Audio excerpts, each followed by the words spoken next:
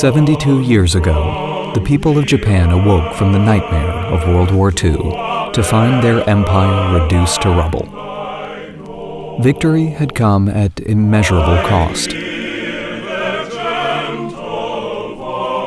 Separated by an ocean, what could possibly bridge the gap and heal the wounds between these two warring nations?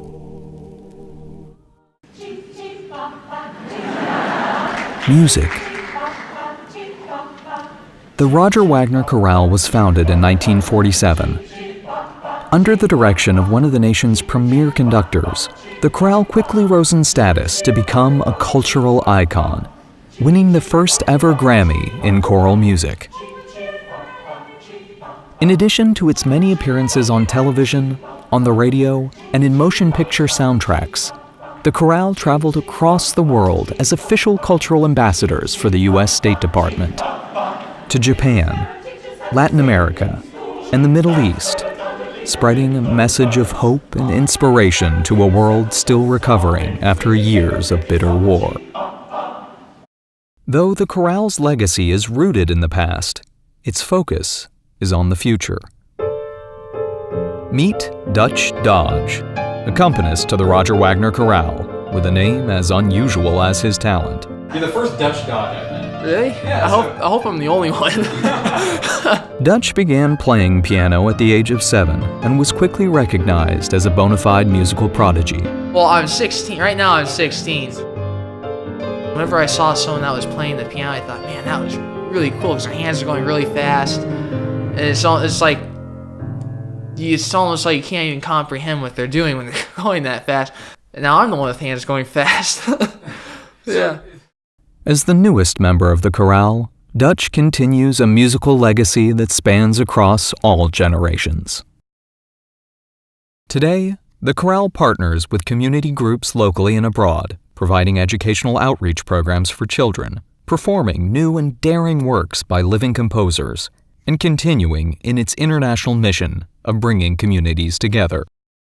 Eli Villanueva is a performer, director, and composer who works with the Los Angeles Opera, but whose connection to the Roger Wagner Chorale began at childhood. I actually knew Roger Wagner when I was a child. Eli's career has taught him both the importance and the joy of musical outreach programs. It's a lot of fun actually to try to engage a young individual who's not used to a classical way of singing and open their eyes as to what that is right in front of their face. Eli remembers one student whose newly discovered love of performance was transformative. Afterwards, he came up to me and said, I want to do this more often. What can I do to do this more often? This guy was a D student. Wow. And I told him, you have to get better in your grades. You have to get involved in your grades. 2 years later, that guy was a B student. This year, the chorale will travel to Fukushima, Japan, to host a benefit concert for the victims of the 2011 tsunami. For this occasion, the chorale commissioned an arrangement by Los Angeles composer Richard TUTTOBENE. Yeah, well, the song, the English title is "Flowers Will Bloom." It's become kind of a national anthem in that it's a song of hope. It's a song of sadness and a song of hope for the Japanese people. I'm sure I feel much the way anyone who watched the videos of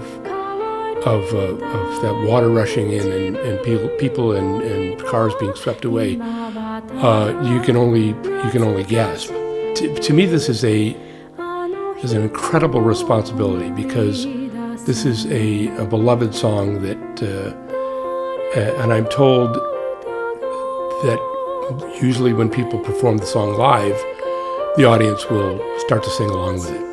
It's an awesome responsibility, and hoping that I can do it justice.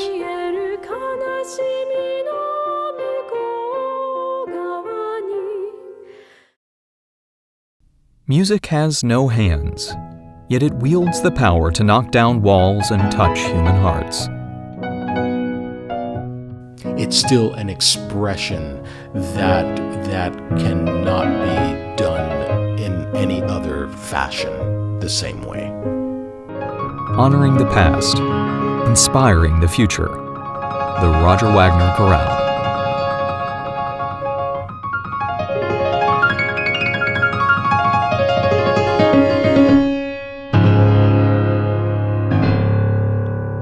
Please, consider a gift today.